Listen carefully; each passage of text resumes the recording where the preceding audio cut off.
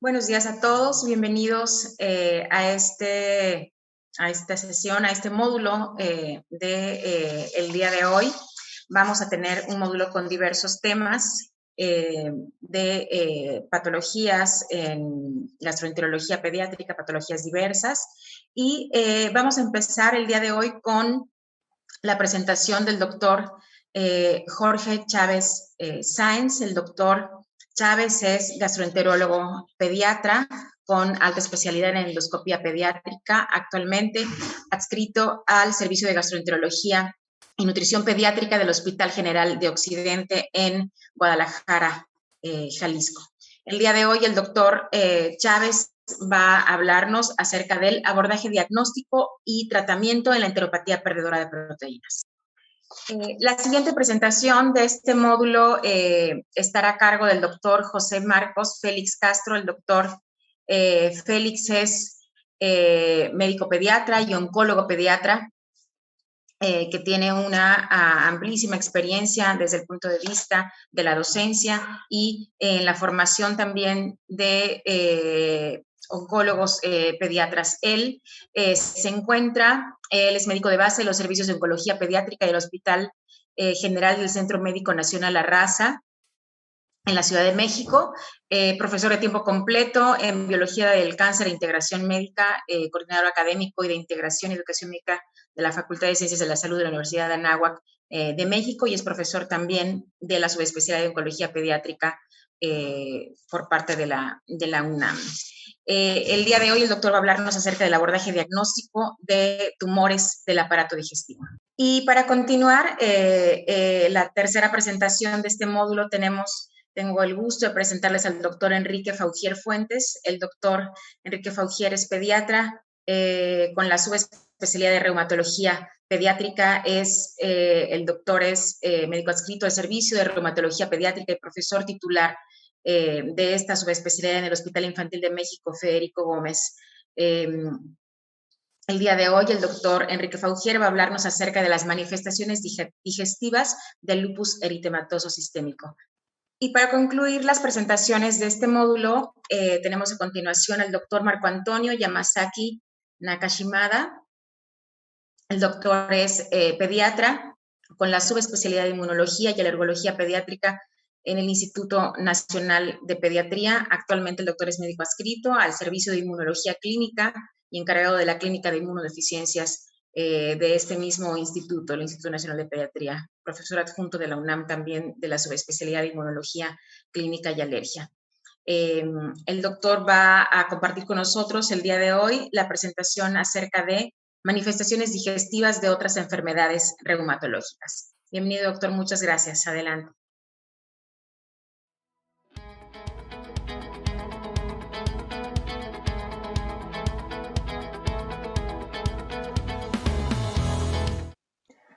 Hola, buenos días. Gracias al comité por la invitación para poder venir a platicarles el día de hoy del abordaje diagnóstico y tratamiento de la enteropatía perdedora de proteínas, como qué es lo que hay de nuevo. No tengo ningún conflicto de interés para esta presentación. Y bueno, nada más de manera breve, la enteropatía perdedora de proteínas es una pérdida excesiva de proteínas séricas por el tracto digestivo.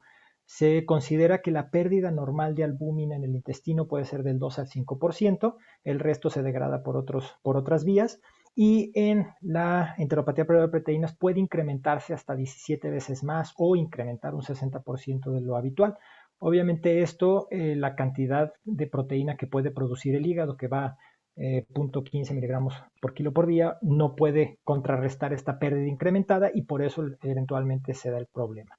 Acordarse que la enteropatía perdedora de proteínas es una pérdida no selectiva de las proteínas a través del tracto digestivo, entonces no nada más voy a perder albúmina, sino que voy a perder inmunoglobulina, ceruloplasmina, transferrina, en general todas las proteínas e incluso algunas células, específicamente como los linfocitos TCD4 positivos. El cuadro clínico va a ser lo relacionado obviamente con esta pérdida proteica, que puede ser edema, puede haber diarrea por malabsorción y atorrea por la grasa que se está perdiendo a través o la linfa que se pierde a través del tubo digestivo. Uno de los marcadores o como parte de la definición es que haya hipoalbuminemia y obviamente los datos clínicos de la patología de base, porque la enteropatía perdedora de proteínas es como una manifestación del daño intestinal o del daño a nivel de los linfáticos que presentan otras enfermedades, ¿no? Hay que tener mucho cuidado en la parte de la malabsorción de grasas, carbohidratos y vitaminas liposolubles, que van a ser de los componentes afectados de manera más rápida. Aquí tenemos obviamente la microvellosidad, donde se ve el lacteal, que es el vaso linfático pequeño que acompaña a la vellosidad, junto con el conglomerado de capilares. Aquí es un esquema donde nada más se ve cómo entra la linfa, donde viene la albúmina, y pasa a través del conducto torácico hacia la vena innominada y todo el sistema hasta el sistema venoso. Y tenemos que la albúmina también viene a través de la vena porta, donde por difusión puede pasar al espacio intersticial, pero no rompe la membrana epitelial. Y aquí esto es importante porque depende de la integridad tanto de las uniones estrechas como de la mucosa intestinal, el no permitir que haya fuga importante de albúmina. Tenemos que depende del tipo de daño por el cual se pierda la proteína a nivel intestinal, es como la podríamos clasificar, donde hay daño intestinal erosivo o úlceras, daño intestinal no erosivo o mucosa normal aparentemente, y obstrucción linfática o incremento de presión. Entonces aquí tenemos en este esquema donde se ve obviamente las lesiones ulcerosas o la pérdida de continuidad, también hay inflamación, por lo cual se rompen las uniones estrechas y entonces la albúmina o la linfa puede salir a través de estas lesiones y haber una pérdida proteica importante. Por ejemplo, es en enfermedades inflamatorias intestinales, en gastritis erosivas, en úlceras gástricas o digestivas múltiples, en infecciones por Clostridium, Shigella o CMV, que también hay daño importante o erosiones a nivel intestinal. Luego tenemos las que no son de tipo erosivo, donde el problema es un aumento en la permeabilidad por alteración o daño en las uniones estrechas, en la cual obviamente es el mismo proceso, viene la linfa junto con albúmina y fuga a través de estos espacios. Aquí podrían ser como las gastroenteropatías, como la enfermedad celíaca, el sprue celíaco, las alergias alimentarias, las enfermedades eosinofílicas, los trastornos reumáticos, lupus, artritis reumatoide. Hay patologías congénitas como el síndrome de Chapi, que es una mutación en el CD55, o mutaciones específicas en las cuales también hay daño en la integridad de la mucosa y de las uniones estrechas.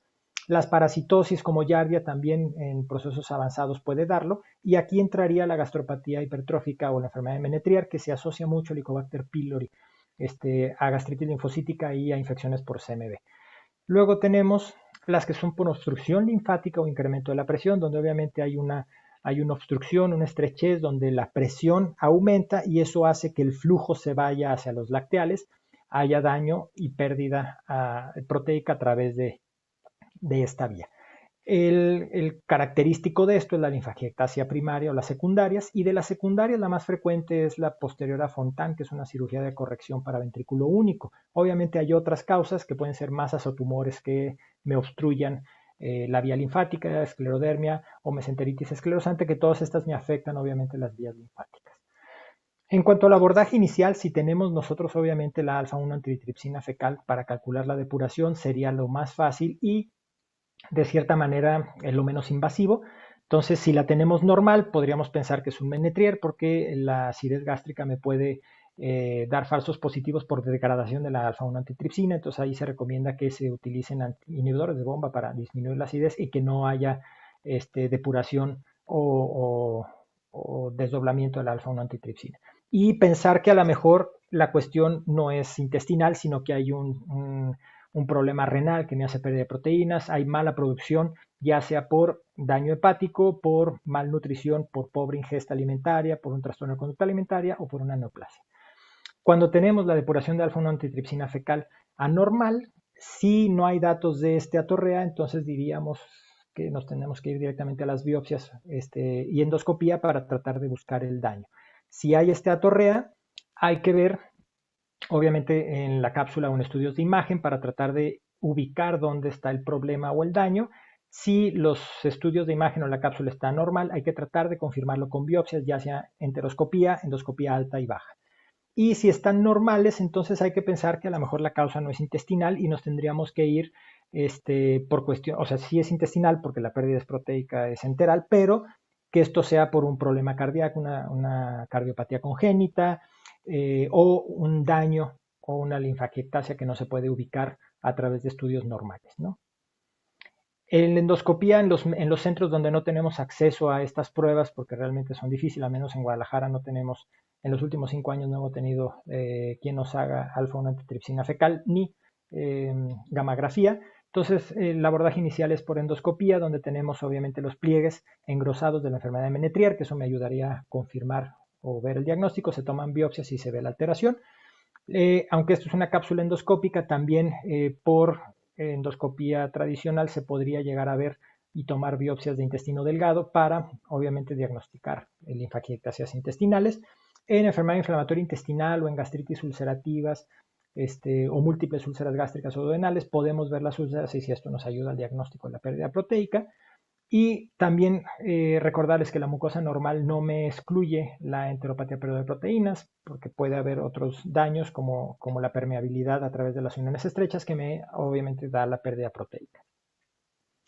En cuanto a los estudios de imagen, la serie esófago-gastroduodenal nos puede ayudar. De repente ya ven que nos dicen los radiólogos que hay pliegues gástricos engrosados sugestivos de gastritis crónica. Eso me podría orientar a que es una enfermedad de Menetrier.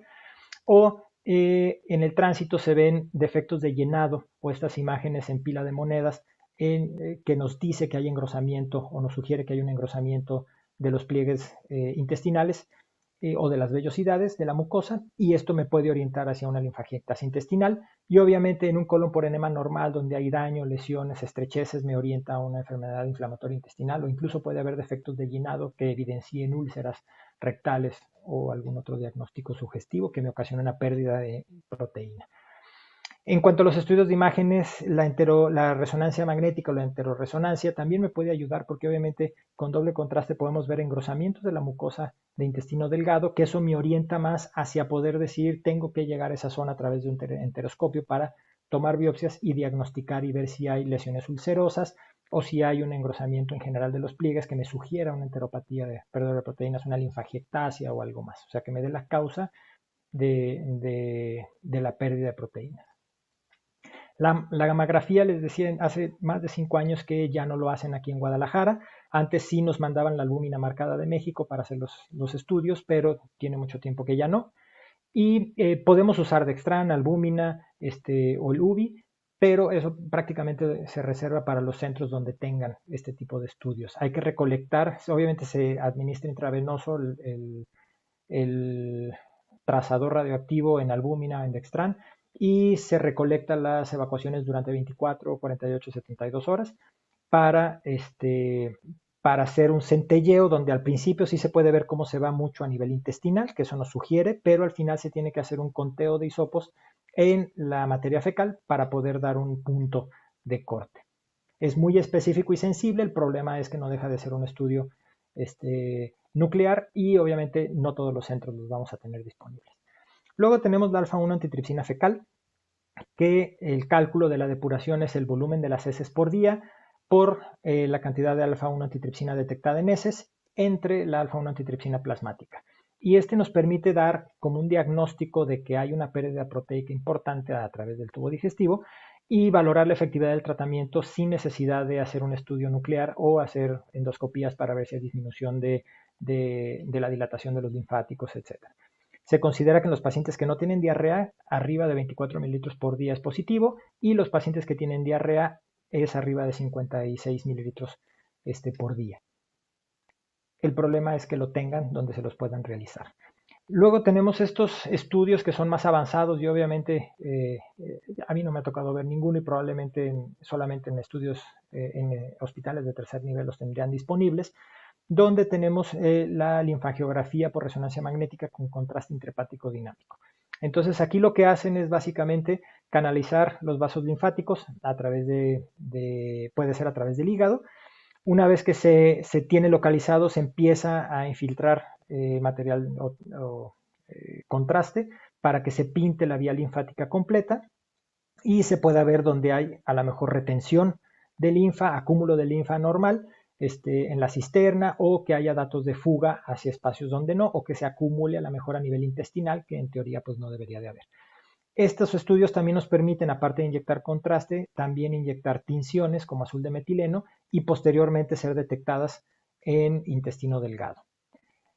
Incluso estos estudios han hecho el procedimiento al mismo tiempo y se ve impresionante la cantidad de linfa que se pierde ya teñida con azul de metileno en las linfagiografías.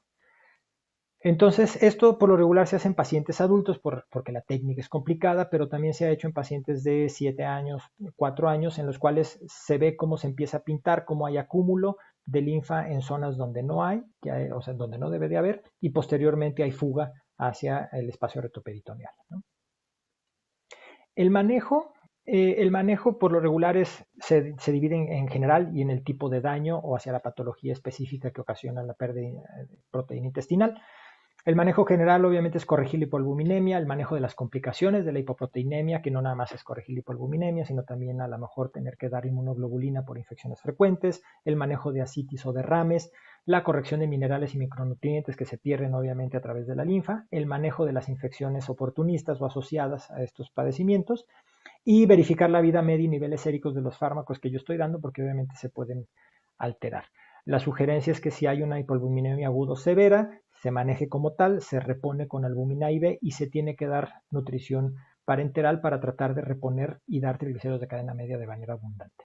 Si es una hipoalbuminemia crónica moderada, donde no está tan baja la albúmina, hay opción de hacer un manejo nutricional y se da el tratamiento obviamente vía oral. El manejo nutricional es una dieta alta en proteínas para tratar de compensar las pérdidas que se tienen, de preferencia de alto valor biológico.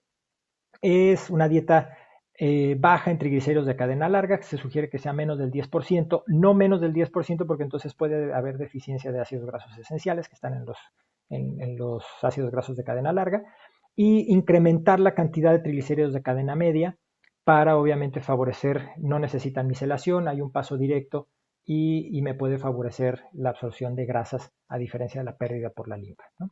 Estos pasan a través o directamente al torrente sanguíneo sin necesidad de irse por los linfáticos. Hay que asegurar el aporte de poliinsaturados, por eso la importancia del 10% también de los de cadena larga. Y acuérdense que va a requerir mayores dosis de vitaminas liposolubles porque parte de la grasa que se está ingiriendo se está perdiendo, entonces no se alcanzan a micelar, a mezclar y a absorber. Entonces hay que dar dosis elevadas de ADEC, como más o menos si fuera una colestasis, ¿no? En los manejos o en los pacientes que tienen cirugía de Fontan, uno es manejar la parte de las presiones, ¿no? Obviamente disminuir la presión venosa central, que eso me puede disminuir obviamente como por efecto la presión linfática, la dieta baja en grasa, pero alta en triglicéridos de cadena media y en proteínas, y mejorar la función cardíaca dando obviamente inotrópicos si es necesario. Posteriormente, si vemos que esto no funciona, podemos dar, o hay artículos que mencionan la administración de esteroides sistémicos, hay otros que manejan la budesonida bioral, budesonidas, digamos, no viscosa o de fácil absorción, y también hay estudios en los cuales se han dado heparina para tratar de mejorar las uniones estrechas e impedir la pérdida a nivel de la mucosa intestinal. Si esto de cierta manera no funciona, entonces nos vamos a una fenestración del Fontan y hacer una linfografía con embolización, que eso también es parte del manejo por cateterismo. Si esto no funciona, hay que revisar que el Fontan esté bien, que la fenestración siga ahí, a lo mejor se haya cerrado, y si todo esto falla, el paciente debe de ser inscrito a protocolo de trasplante cardíaco, porque obviamente la pérdida proteica, y acuérdense que la mortalidad de los pacientes post-Fontan, una vez que presentan linfagiectasia intestinal, es alrededor del 50 al 78%, ¿no? Entonces, la albúmina, no hay un consenso de cuándo y cómo usarla, pero bueno, sabemos que la vamos a usar cuando hay una hipoalbuminemia importante, sobre todo menor de 2.52, y también para el manejo de volumen, porque obviamente los pacientes pueden estar depletados. También hay que acordarse que se debe de reemplazar inmunoglobulina G si hay datos o disminución importante, porque no es la enteropatía periodroproteína, no es una pérdida proteica selectiva, se van todas las proteínas, ¿no? También tenemos estudios en los cuales han manejado octreotide. El octreotide se sabe que disminuye el flujo esplácnico, linfático, hepático y portal, entonces también disminuye la presión portal por aquí, disminuye la secreción pancreática de enzimas y hormonas, de péptidos gástricos y también disminuye la secreción y estimula la reabsorción de líquido y electrolitos a nivel de tubo digestivo. Aquí el problema era la vida media del octreotide, que prácticamente era muy corta o se tenía que dejar en infusión, pero ya tenemos desde hace varios años el octreotide de liberación prolongada que se aplica vía inyectable, no intravenoso, que me dura más tiempo, entonces me permite tener a lo mejor un manejo de manera más adecuada en domicilio sin la necesidad de estar picando al paciente múltiples veces al día. Y tenemos varios estudios, aunque les digo, la mayoría de los tratamientos son como casos clínicos, series de casos, porque no hay tanto o tan estudiado. Aquí tenemos una serie de 4 pacientes donde se les empezó a dar precisamente budesonida de larga acción, donde vemos, el paciente 3 es el único paciente pediátrico de 7 años, donde vemos que una vez que se empezó a dar la budesonida bioral, perdón, la budesonida bioral, empieza a haber un incremento en la cantidad de albúmina sérica prácticamente en todos los pacientes, excepto el primero que se tardó un poco en recuperarse o en haber una recuperación. Y hay algunos metaanálisis que han hecho, aunque son pocos estudios los que se incluyen, se ve que sí hay un beneficio en general con la administración de budesonida. El problema de la budesonida oral es que tiene efectos sistémicos y obviamente el principal es Cushing. Se inicia por lo regular dosis de 9 miligramos y posteriormente se puede ir descendiendo hasta tratar de dejarlo a 3 miligramos. Es efectivo en algunos casos, pero no siempre es mantenido o sostenido el efecto de la albúmina. También la heparina no se sabe muy bien cómo actúa, pero aparentemente es a través de glucosaminoglicanos como sustrato en los enterocitos, mejora las uniones estrechas y las dosis que van de 5.000 a 10.000 unidades al día de manera subcutánea, pero en general dosis pediátrica específica por kilo tampoco hay, ¿no? Tenemos algunos otros estudios donde se ha dado midodrina, que es un agonista de los receptores alfa-1 y esto nos ayuda en pacientes operados de Fontan que tienen enteropatía periodontal refractaria. En estos casos, obviamente igual, uno solamente es el pediátrico, los demás son pacientes de 20 años. Se utilizó una dosis de 0.2 miligramos por kilo cada 8 horas y se vio un incremento en la cantidad de albúmina.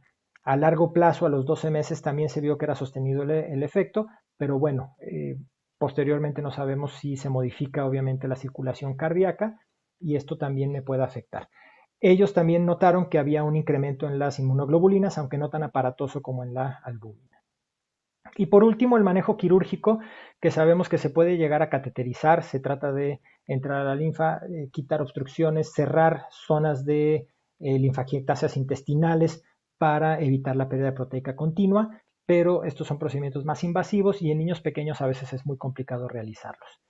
En conclusión, hay que sospechar siempre en los pacientes con hipoalbuminemia, edema, sin una etiología extradigestiva notable, así como problemas renales, problemas de producción, desnutrición. Si tenemos la alfa-1 antitripsina, hay que tratar de hacer la depuración y eso nos va a ayudar mucho al diagnóstico. Hay que tener en cuenta la morbilidad secundaria, la pérdida proteica no selectiva, porque esto me va a afectar todo, desde efectividad de tratamientos por fármacos, alteraciones en transporte de hormonas, transporte de sustratos, y el manejo debe de ir dirigido siempre a tratar de modificar o controlar la enfermedad primaria, corregir la hipoalbuminemia, la hipogamaglobulinemia y las deficiencias asociadas. También hay que tratar de dar un tratamiento dirigido hacia el mecanismo de la pérdida proteica a través de estos tratamientos que mencionamos. Muchas gracias.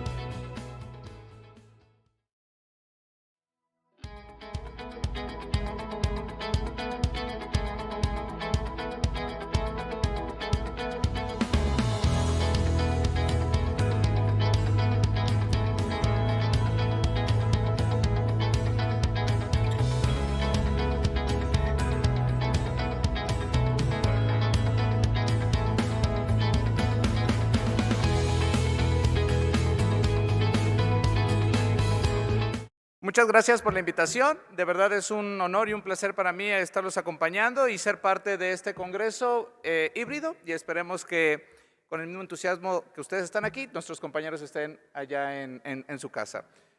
Muy bien. No existe ningún conflicto de interés para los datos que se van a compartir en esta sesión. Todo ha cambiado con la pandemia y, por ejemplo, un botón. Esa tenía audio, se los aseguro. Pues es que no le apuras, estás jugando. Es que yo estoy viendo ahí que está el papel. Yo estoy viendo lo blanco. Yo estoy viendo lo blanco. Ya. Entonces hay nuevas formas de aprender, la pandemia nos ha enseñado eso, y nuevas formas de compartir. Alimentos que debes evitar si quieres perder peso. El primer alimento es el alcohol. Moriré gorda. ¿A dónde voy con esto? El ejemplo claro es lo que estamos haciendo ahorita, que es un congreso híbrido donde muchos de nuestros compañeros y compañeras están en su casa, pero la verdad es que es una pandemia que nos ha dejado cambios muy profundos en cómo hemos hecho la medicina. Si en oncología han cambiado las cosas, no podría imaginarlo en gastroenterología, porque todos sabemos de alimentar niños y niñas y todos sabemos de alimentación enteral, parenteral, cuando se trata de preguntar sin saber. Entonces la pandemia ha ahondado en eso. Desafortunadamente en cáncer las cosas han cambiado muy poco. De los 7.9 billones de personas que somos en la actualidad, se calcula aproximadamente que ya se han enfermado 16.5 millones de personas en el mundo de cáncer, de las 19.8 programadas, proyectadas, planeadas, o al menos que estadísticamente se considera que o se van a enfermar de cáncer en este 2021. 7.5 millones de personas han muerto de cáncer en lo que va de este año, de las 9.8 millones de personas que se considera que también pueden fallecer de esta enfermedad durante el transcurso de este año. Es la segunda causa de muerte en términos generales en un país desarrollado. En un país pobre, desafortunadamente, es la tercera, después de los accidentes y la violencia. En el mundo, en términos generales, un país o los países pobres aportamos el 56% de los pacientes con cáncer, y de esos pacientes que se enferman de cáncer, desafortunadamente aportamos 3/4 partes de los que van a fallecer. Quiere decir que es un factor de riesgo enfermarse en un país pobre. En el contexto actual, para México, en el mundo hay de 1 a 5 personas menores de 18 años con cáncer de 100. 1 a 5 de cada 100 casos de cáncer serán en un paciente pediátrico. La OMS calcula más o menos 125 de estos pacientes por cada millón de habitantes de edad. Y eso implica que en México se van a hacer más o menos un cálculo de entre 4.500, 5.500 hasta 6.500 casos de cáncer. En realidad, contar el cáncer, aunque es una enfermedad tan específica, es complejo con los diversos sistemas de salud con los que contamos. Es la segunda causa de muerte en menores de 18 años, pero es la primera como enfermedad.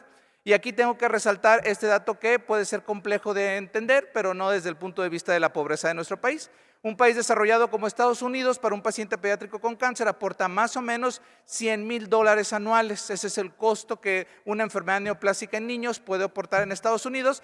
En México y países como nosotros, más o menos aportan $7,500, que para el extinto Seguro Popular eran como 120, 130 mil pesos anuales para un paciente con leucemia, por ejemplo. Este hecho tan radical es lo que hace que a veces el cáncer en nuestro país sea menos curable.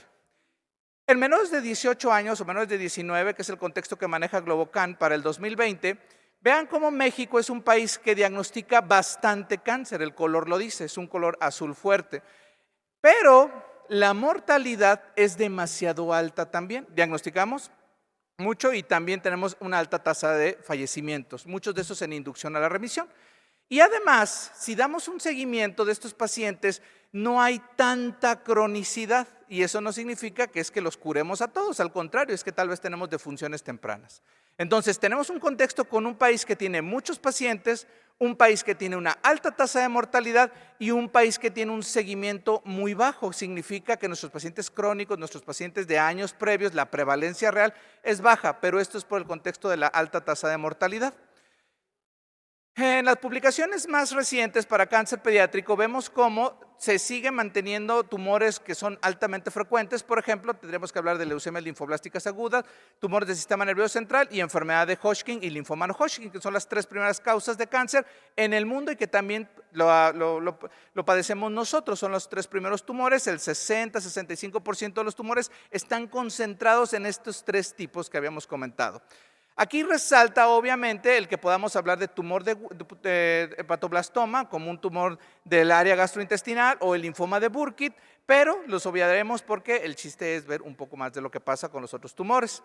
Esta es la mortalidad que pasa en los pacientes pediátricos con cáncer. Vemos cómo la leucemia linfoblástica aguda, los tumores de alta tasa de agresividad, como puede ser osteosarcoma, rabdomiosarcoma, tumores de tallo, glioblastoma multiforme, son los que más representan mortalidad de nuestros pacientes en la actualidad.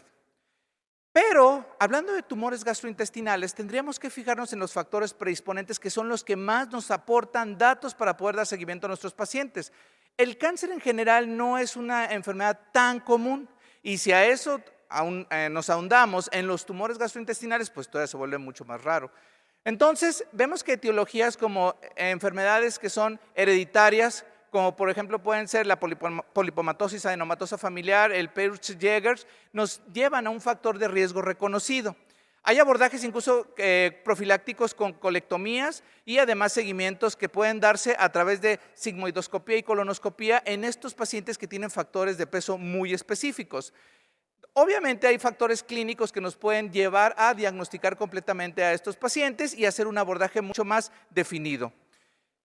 Síndromes de tumor amartoma-Petén, sí, a través del gen Petén, o síndrome de Cowden o el Rayleigh-Rubalcaba nos pueden acercar a este tipo de pacientes, pero vemos cómo son casos 1 en cada 100, 1 en cada 200,000 casos.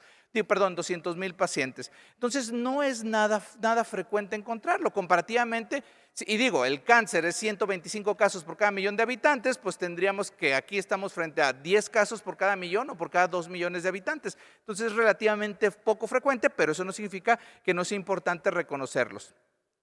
Hablaremos específicamente de algunas patologías que no hay que olvidar, por ejemplo, tumores de esófago. Los datos clínicos, obviamente datos obstructivos, incluso datos de tos, regurgitación por las microaspiraciones, hematemesis y dolor retroesternal, abordados con radiografías contrastadas, tomografías, imagen por resonancia magnética, así como PET scan, son nuevas modalidades que se pueden asociar a este tipo de diagnósticos. La resección del tumor de esófago, efectivamente, acompañado con quimio o radioterapia dependiendo del estirpe y dependiendo de lo avanzado de la enfermedad, puede dar una buena respuesta favorable de acuerdo a si existen o no metástasis en este tipo de tumores. Tumores de estómago, fíjense cómo son el 0.5% de todos los tumores gástricos, contando niños y adultos, por supuesto, entonces estamos hablando de una incidencia relativamente muy baja. Hay muchos tumores benignos de estómago, como pueden ser teratomas, amartomas o lipomas, y el pronóstico es variable de acuerdo al diagnóstico definitivo. Algunos datos clínicos importantes que no debemos olvidar es la incomodidad gástrica, el dolor, náusea, vómito, algunas veces anorexia con pérdida de peso. Y el abordaje, obviamente hay que verlo desde el primer nivel de atención. Un médico que pueda acercarse a este paciente que tiene la obstrucción crónica, que tiene el dolor crónico, pues obviamente es lo que nos debe de aportar. Aquí vale la pena mencionar que mucho del abordaje del tumor en niños, el tumor gastrointestinal en niños, tiene que ver con lo que hacemos desde el punto de vista educativo, no con nosotros o nosotras, porque ustedes, yo sé que lo van a diagnosticar, pero ¿qué pasa con el área de pediatría? ¿Qué pasa con el área de medicina de primer contacto cuando ese dolor crónico, cuando esa constipación crónica se tardan meses o años en llegar al médico especialista? Ahí es donde debemos ser muy tajantes para que esta educación llegue a ellos y obviamente el paciente se tarde menos en llegar con nosotros o con ustedes. En este tipo de pacientes, la gastrostomía es el paso inicial, muy similar, hay que dejar el área muy específica de acuerdo al tipo de tumor. ¿Para qué? Para la resección completa, que es el manejo ideal. Para la quimioterapia se va a dejar específicamente para pacientes que tengan linfomas primarios de antro gástrico y para sarcomas de esa área. Los carcinomas intestinales son también muy infrecuentes. Aquí vemos, por ejemplo, una serie de casos que se hizo en el St. Jude's y fueron 77 pacientes en 40 años. Quiere decir que diagnosticaban que tal vez 2 o 1 caso por año. Pues sí, son tumores relativamente infrecuentes.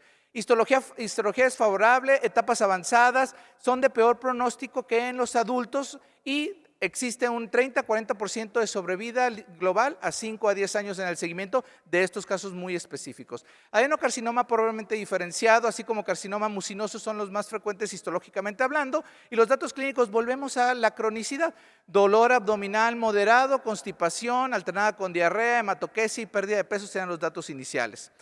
Vean cómo la tabla esta nos dice el comportamiento de este tipo de tumores comparativamente con los adultos. Las tablas más pequeñas, sí, las rojas que se notan ahí entre los 0 y los 19 años, nos hablan de la poca probabilidad de encontrar nuestros tumores. Pero repito, no es la cantidad, sino la forma de hacer el diagnóstico y el acercamiento hacia el paciente. Porque es cierto, tal vez nos toque ver 1 o 0 tumores de estos en toda la vida que tengamos como en actividad profesional. Pero aquel que nos vayamos a encontrar, pues que lo encontremos a tiempo, pero sobre todo dar capacitación para que otros lo puedan encontrar, y hablo de los médicos de primer contacto. Examen rectal, sangre oculta en heces, ultrasonografía, otra vez se vuelven los estudios básicos, ya estudios de avanzada, colonoscopía, con tomografía y PET serían lo ideal. Antígeno carcinoembrionario es un marcador tumoral que se puede utilizar. No es tan específico, es cierto que para muchos tumores va a estar elevado, pero en el caso de que ya se tenga el diagnóstico nos puede ayudar con el seguimiento, incluso con la respuesta y probablemente hasta con las recaídas. A esto hay que agregar CA 19.9 y CA 242 que nos pueden aportar para el diagnóstico. La cirugía se da con perinectomía o colectomía y además se puede hacer por laparoscopía si el tumor es pequeño. Radioterapia y esquemas de quimioterapia basados en 5-fluoruro-uracilo, antracíclico, algunas veces hasta con ácido folínico para estimulación celular, nos puede ayudar a manejar. Folfox y Folfirri son los protocolos de quimioterapia que más se utilizan en estos casos.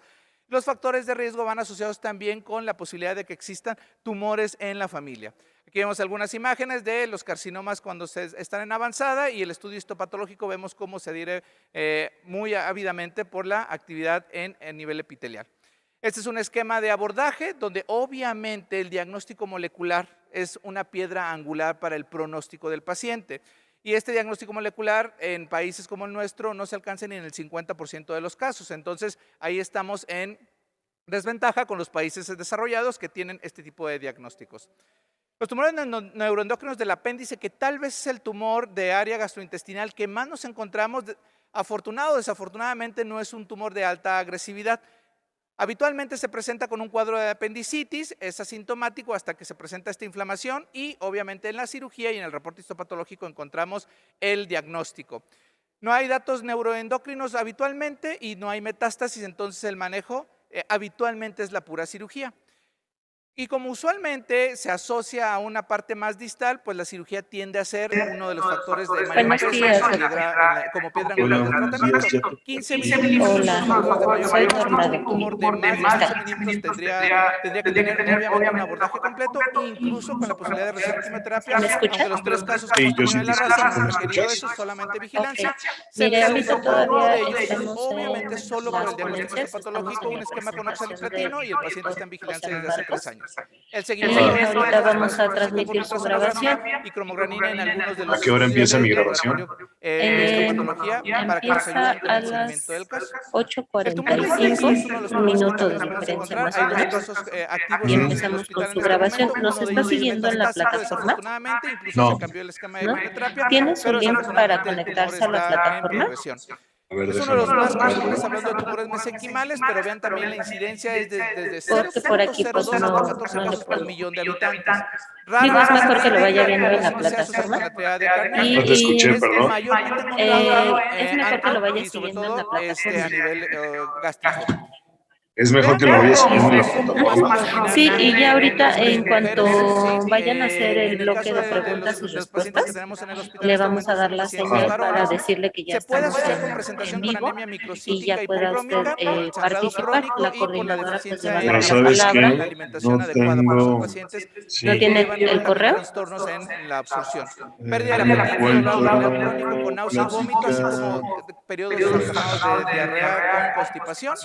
Abordaje básico con ultrasonografía, después de eso con el abordaje con el especialista puede ser tomografía, incluso hasta PET scan y sangre oculta en este como manejo general.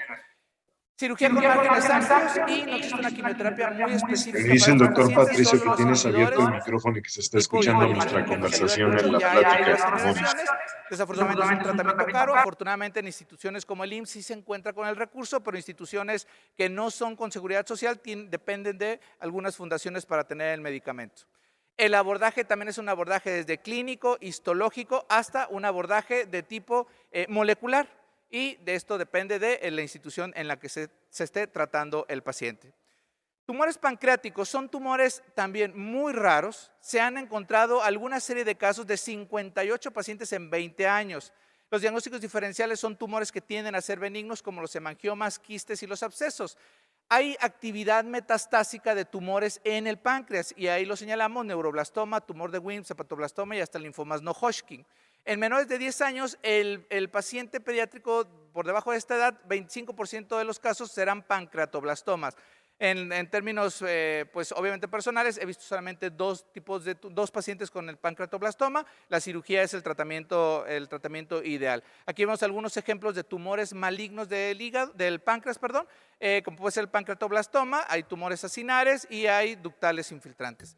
Y vean aquí cómo tumores también de baja malignidad pueden estar presentes en nuestros pacientes. Desde este mismo punto de vista, tumores neuroendocrinos como el insulinoma son ejemplos que se pueden encontrar desde la casuística que se ha visto a nivel internacional, y tumores benignos como los hemangiomas.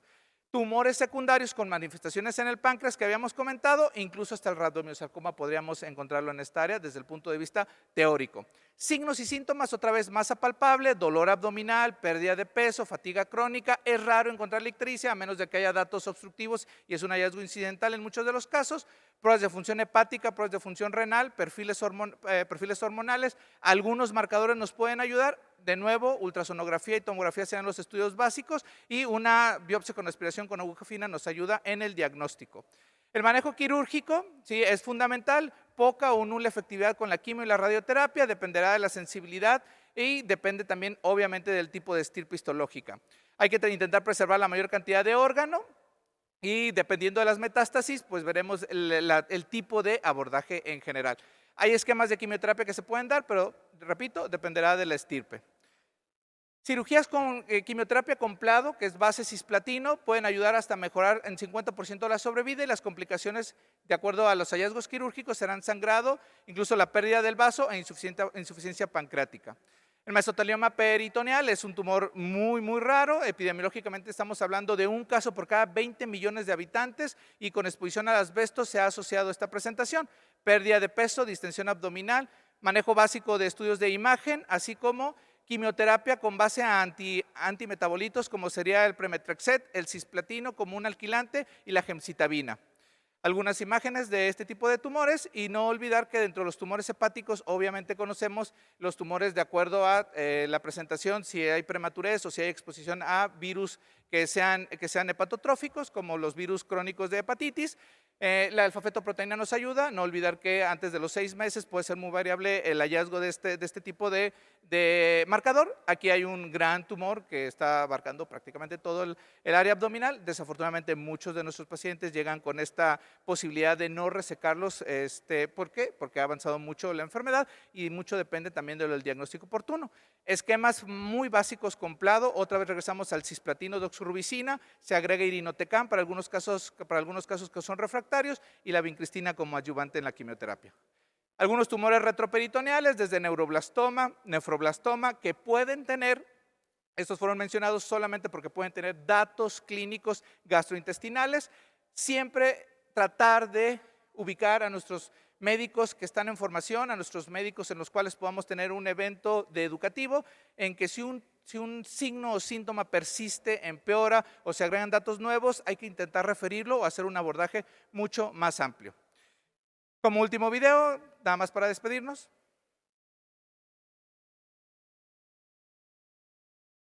Me encanta despertar en la mañana sin saber qué pasará, o a quién conoceré, o dónde voy a estar. Creo que la vida es un regalo y no quiero desperdiciarlo. Nunca se sabe con lo que uno se va a encontrar. Muchas gracias por estar aquí, muchas gracias por compartir y ayudarnos con nuestros niños.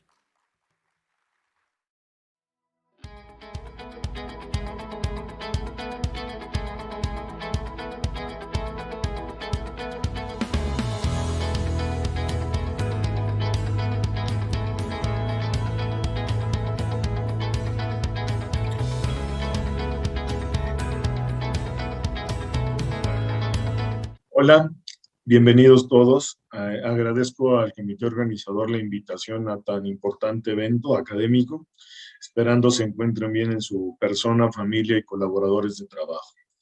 El día de hoy les voy a platicar sobre las manifestaciones gastrointestinales en lupus eritematoso sistémico en la edad pediátrica. La plática solamente es con fines académicos. Los objetivos de la plática son la concientización del lupus en la edad pediátrica, difundir los nuevos criterios de clasificación y diagnóstico y describir en una forma minuciosa las manifestaciones gastrointestinales del lupus en edad pediátrica. Como todos ustedes saben, el lupus es una enfermedad de prototipo autoinmune al ser episódica y multisistémica, y de tal forma pueden afectarse múltiples aparatos y sistemas, incluyendo el tracto gastrointestinal. El diagnóstico siempre va a significar un reto para la enfermedad. Sin embargo, cabe resaltar que cuando un paciente tiene el diagnóstico de lupus y manifestaciones gastrointestinales, el reto es aún mayor, ya que debemos discernir entre actividad de la enfermedad, manifestaciones gástricas aisladas o alguna otra patología que el paciente con lupus tenga.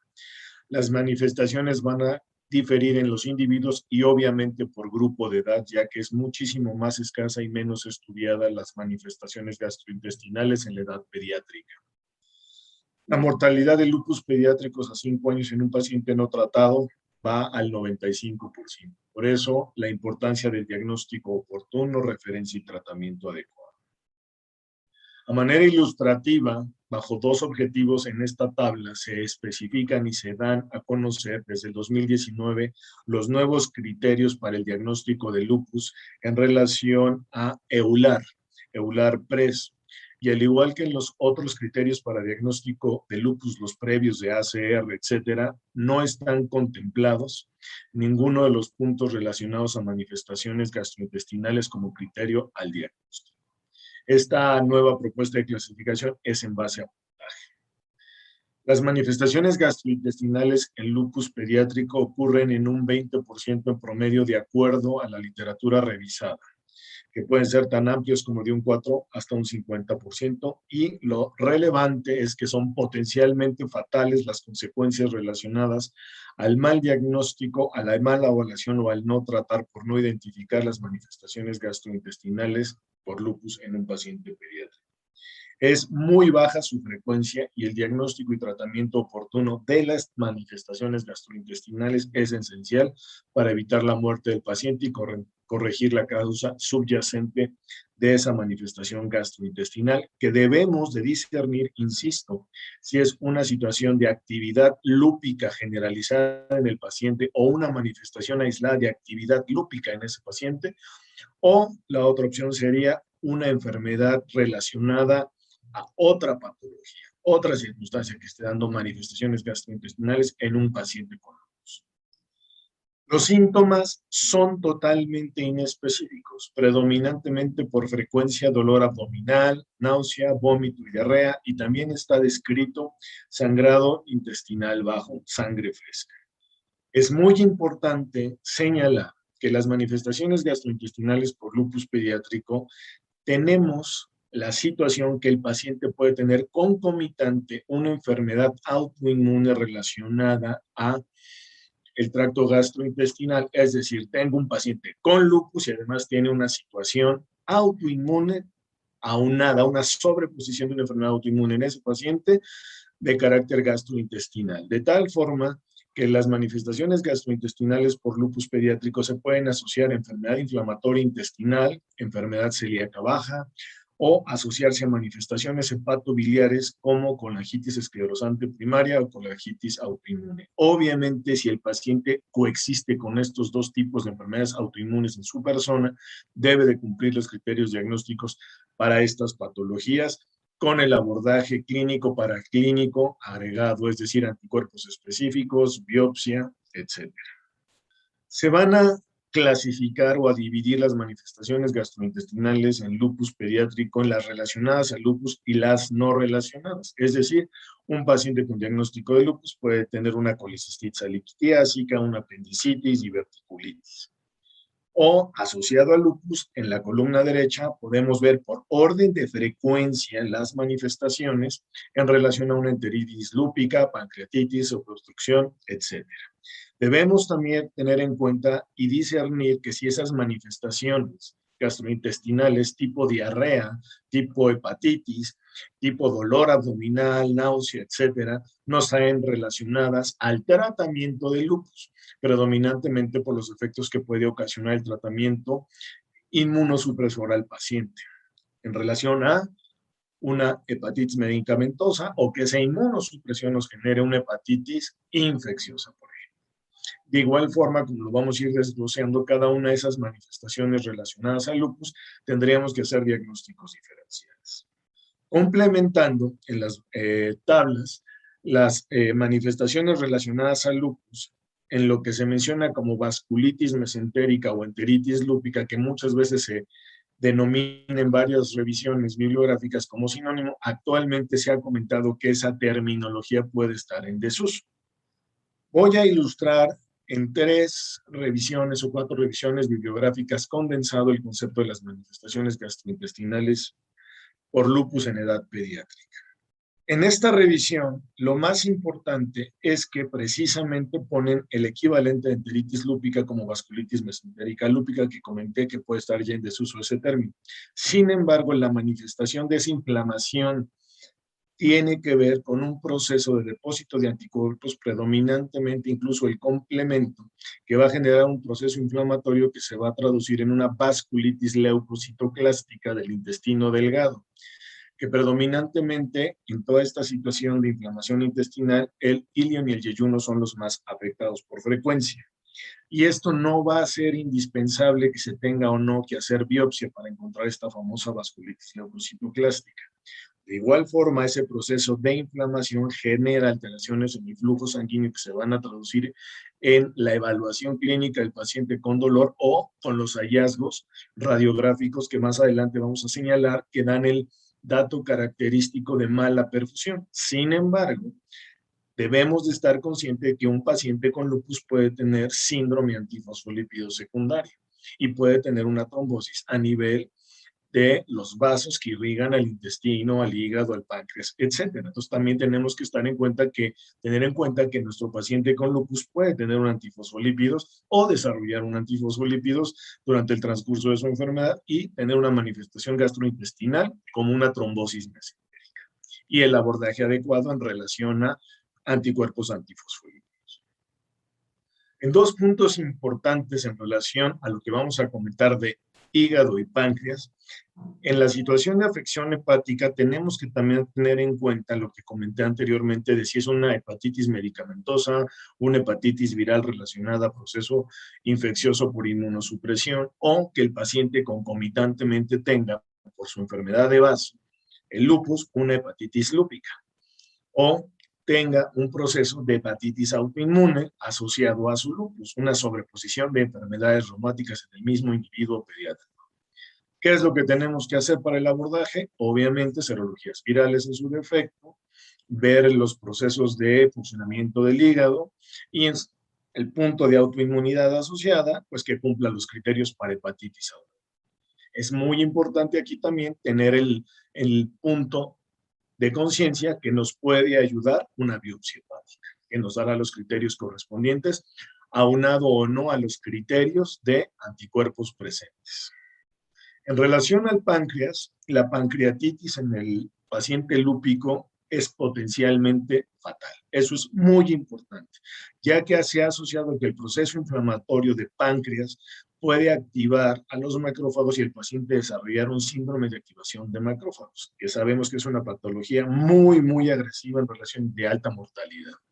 Y tenemos que hacer la exclusión que si esa pancreatitis está relacionada a una obstrucción de vía biliar, a un proceso inflamatorio vascular, a proceso de toxicidad por medicamentos, por virus, asociado a sepsis, como es un paciente inmunocomprometido por su tratamiento o alteración de triglicéridos. De tal forma que en forma exclusiva y en la publicación más vigente en relación a exclusivamente manifestaciones gastrointestinales pediátricas en lupus, tenemos esta revisión que condensa las series de casos reportados por los autores señalados y van variando, pero la frecuencia, como insisto, es mínima y esto es sumamente ilustrativo. Bajo este punto, el abordaje del paciente con manifestaciones gastrointestinales pediátrico con lupus se hace de acuerdo a la exploración clínica de los laboratorios que ya comentamos, discriminar entre proceso inflamatorio, tóxico, infeccioso, asociado o no a la enfermedad de base o con una enfermedad autoinmune concomitante. La evaluación a nivel clínico nos va a dar la orientación de qué debemos de pedir del laboratorio. Sin embargo, se hace mucha énfasis en la evaluación radiográfica y de gabinete. Entonces, para llevarnos a casa, vamos a ilustrar que la radiografía en la evaluación de las manifestaciones gastrointestinales es inespecífica o puede ser normal y el paciente tiene una condición clínica grave. El ultrasonido solamente nos va a demostrar edema en el intestino o ascitis. Y el gold estándar, el estudio ideal, es la tomografía con contraste o doble contraste, que es la que nos va a dar qué órgano gastrointestinal está afectado, qué situación de flujo sanguíneo tiene, si tenemos alguna perforación, obstrucción, trombosis. Y señalan dos de los signos muy característicos, que son el signo de la diana o de tiro al blanco y el signo del peine, donde se habla del proceso inflamatorio vascular o edema de mucosas. Otros estudios propuestos es la angioTAC, que va a demostrar vasculitis. Actualmente se está proponiendo que la resonancia magnética se haga en el sentido de que nos puede dar un poco más de visión a nivel del intestino en relación al flujo sanguíneo para determinar o no vasculitis, edema o adelgazamiento de pared de la mucosa o datos de hemorragia. La endoscopía no es útil, tiene indicaciones muy específicas y lo que sí es trascendental es una laparotomía temprana, si así se juzga si el paciente tiene los criterios para hacerlo y un abdomen agudo, ya que la supervivencia es muy comprometida en relación a hacer una laparotomía temprana a retrasar este procedimiento. En relación a lo comentado del estudio Gold Standard, que es la tomografía con doble contraste,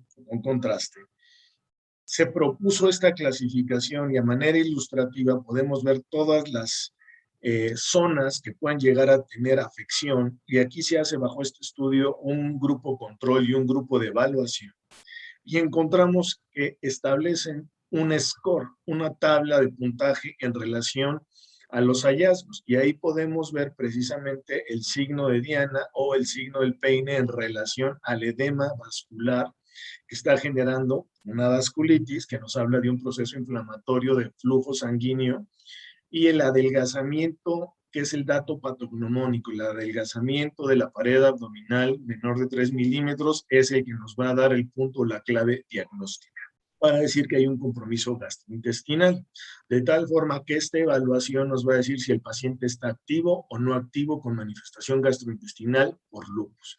Ahí discernimos si tenemos actividad lúpica sistémica, que es otros órganos afectados más el gastrointestinal, y de ahí con el puntaje que les comenté, se debe de dar tratamiento, que en resumen es para controlar la actividad de lupus, esteroides e inmunosupresores. Y esos inmunosupresores, obviamente el manejo es multidisciplinario con apoyo del reumatólogo, en el sentido reumatólogo pediatra haciendo énfasis en la subespecialidad, es esteroides intravenosos, metilprednisolona o el uso concomitante de inmunomoduladores como azatioprina o micofenolato. De ser grave o el paciente se compromete su vida, también está indicado la gamma-globulina en ese momento.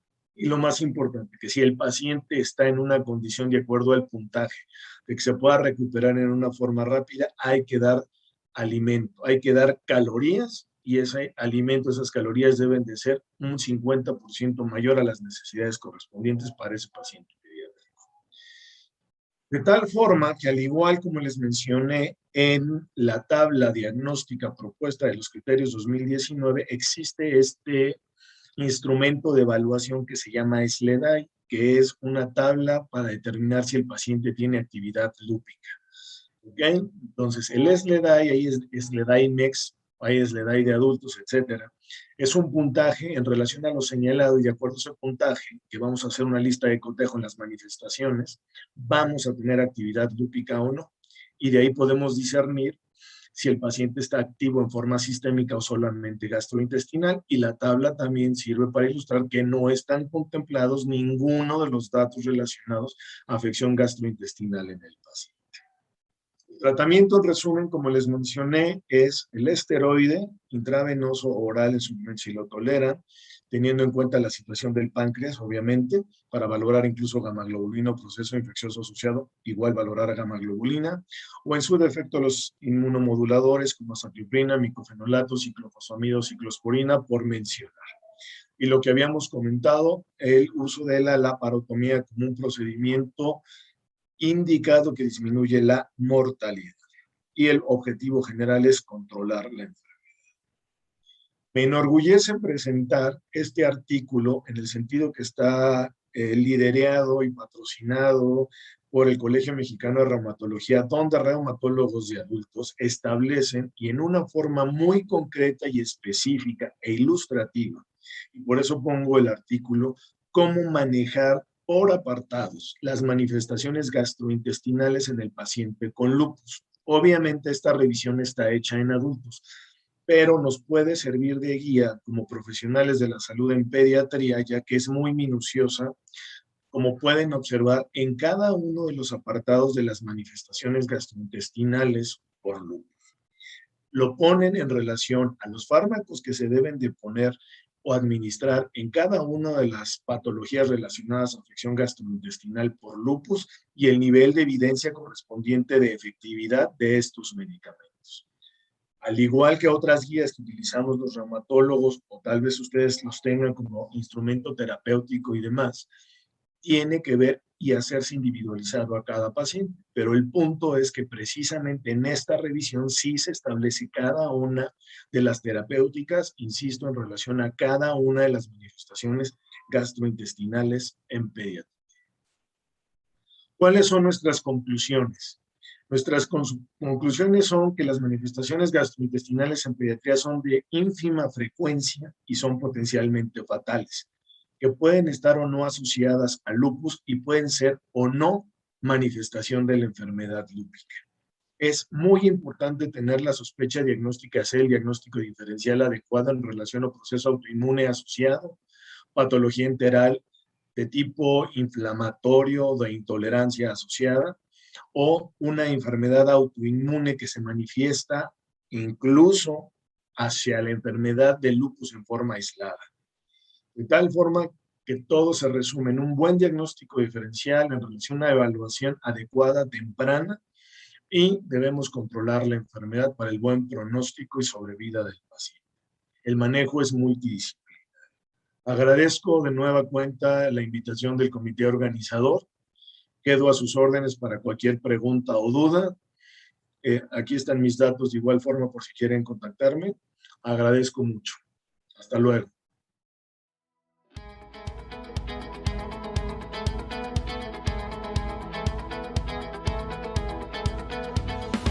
Hola, buenos días. Primero que nada me gustaría agradecer a la doctora Flora Zárate, a la doctora Beatriz González, a la doctora Alejandra Consuelo Sánchez y al doctor Marco Antonio Lira su amable invitación para participar el día de hoy en esta Semana Nacional de Gastroenterología.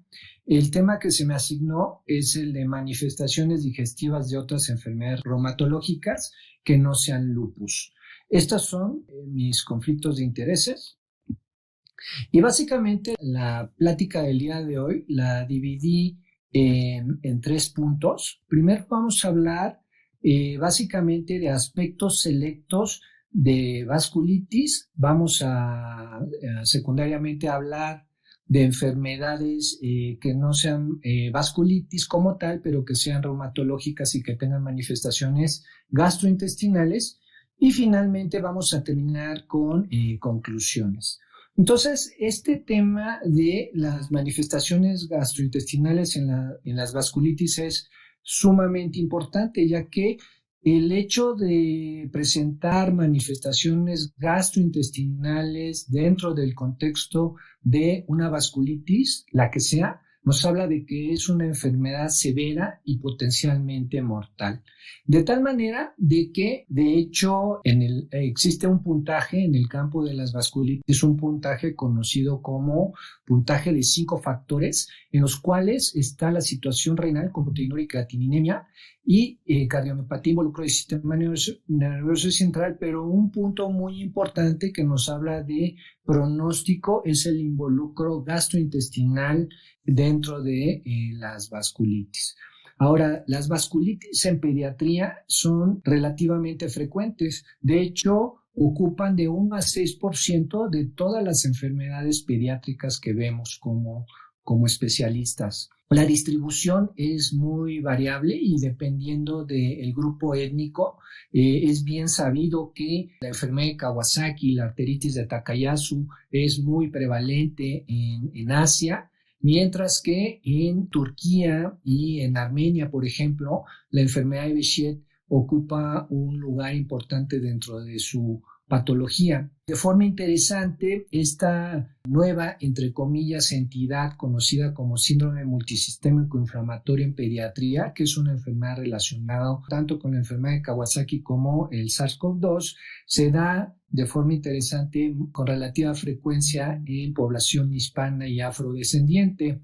La vasculitis más frecuente que vemos en pediatría es la púrpura de Henry-Schönlein, que también puede observarse en adultos, y de hecho en el Instituto Nacional de Pediatría aproximadamente vemos 100 casos de púrpura de Henry-Schönlein versus más o menos 50 pacientes de enfermedad de Kawasaki que vemos cada año. Podemos clasificar las vasculitis dependiendo del calibre del vaso que está afectado. La arteritis de Takayasu afecta las ramas de la aorta, la poliarteritis nodosa y la enfermedad de Kawasaki vasos de mediano calibre, mientras que la vasculitis por IgA, la granulomatosis de Wegener y el síndrome de Church-Strauss-Sebene afectan básicamente vasos de pequeño calibre.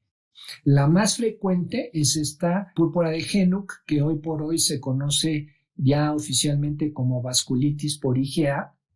Es una vasculitis que no trombocitopénica, en la cual ustedes pueden observar estas lesiones que son características de la enfermedad, una púrpura palpable que puede presentarse a cualquier edad, pero predominantemente en edad escolar entre 4 a 6 años de edad.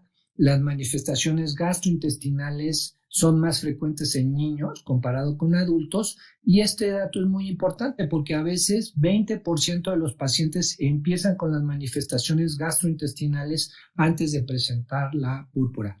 Esta es una endoscopía para básicamente ejemplificar la afección a nivel de colon que puede observarse con eritema en la mucosa, con úlceras que se puede observar.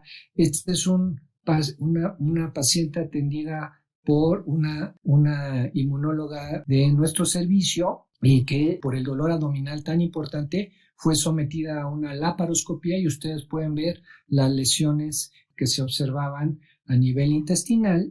Y este es otro caso atendido en el Instituto Nacional de Pediatría con púrpura de Henuk que presentó, como ustedes pueden ver, una perforación intestinal. Y entonces tenemos estos criterios por la Liga Europea en contra de las enfermedades reumáticas, que la vasculitis por IgA tiene que presentar de forma obligada purpuropetequias a nivel de las extremidades inferiores y por lo menos uno de 4, y uno de estos es el dolor abdominal cólico de aparición aguda, aparte de la afección articular, renal y la situación de lesiones histopatológicas. Esta diapositiva es básicamente para comentar que la calprotectina fecal también se ha estado estudiando que pudiese ser un marcador de involucro gastrointestinal en la púrpura de Henuk, y esta es también para ejemplificar que la vasculitis por IgA se ha visto también relacionada con el SARS-CoV-2 como disparador. Este artículo de un masculino de 22 años de edad presentó fiebre, dolor abdominal y artritis en las articulaciones con lesiones características de la enfermedad con afección renal. Este es otro dato que aquí los autores le denominan purpurona por corona, ¿no? En el sentido de que es una púrpura de Henuk disparada por el SARS-CoV-2, y esta diapositiva la traigo básicamente para ejemplificar que a veces las lesiones no son necesariamente tan floridas. Ustedes pueden ver cómo es las lesiones un poco discretas, ¿no? Y que es otro caso disparado por el SARS-CoV-2. Entonces, desde el punto de vista de tips, tenemos esto, que solo en una minoría de los pacientes con púrpura de Henoch se asocia a infección por estreptococo beta hemolítico del grupo A. Estas son lesiones bulosas que también podemos observar en la enfermedad y que son las que se pueden observar en edad adulta, y es importante saber que las manifestaciones gastrointestinales y articulares pueden responder al uso de glucocorticoides. Pasamos a la siguiente vasculitis en relación a frecuencia. Esta es el doctor Tomisaku Kawasaki, que en 1967 describió estos primeros 50 casos con un cuadro clínico muy característico que vamos a platicar. Hoy por hoy la primera causa de cardiopatía adquirida en niños es una enfermedad que se da principalmente asiáticos, pero en población heterogénea como la de Estados Unidos podemos ver que número 3, la población latina, es la afectada. Y los datos clínicos, ya para repasarlos, son eritema conjuntival, labios fisurados, eritematosos, el rash, este dato que es muy característico, que es el eritema en el sitio de BCG, la lengua en fresa, la linfadenopatía cervical, eritema palmar, palmoplantar y la descamación. Se ha considerado que pudiese ser también una vasculitis en la cual la IgA puede tener un papel. En este estudio por la doctora Noval Rivas nos hablan de que en este modelo murino de enfermedad de Kawasaki hay un aumento en la permeabilidad intestinal con depósito de IgA y de complemento a nivel vascular. Ustedes pueden ver cómo está inflamado el vaso de este ratón con depósito de IgA y de C3 en el tejido vascular, y cómo al bloquear esta permeabilidad con esta sustancia conocida como AT1001 que bloquea la sonulina, nos hablan de que mejoraron esta inflamación a nivel vascular. Entonces proponen que pudiese ser también una medida terapéutica, como vamos a ver en las siguientes diapositivas. Esta es básicamente para recordar que existe esta complicación de la enfermedad de Kawasaki conocida como síndrome de choque por enfermedad de Kawasaki, y que hace algunos años, hace precisamente 8 años, hicimos un estudio en el hospital en el que algo que llamaba la atención es que prácticamente todos los pacientes que habíamos visto en el hospital con síndrome de choque por enfermedad de Kawasaki presentaban manifestaciones gastrointestinales, contrario a aquellos pacientes que no presentaban choque, porque en los reflectores actuales tenemos que en abril del año pasado, al iniciar la pandemia, se empezó a describir esta nueva entidad conocida hoy por hoy como síndrome multisistémico inflamatorio,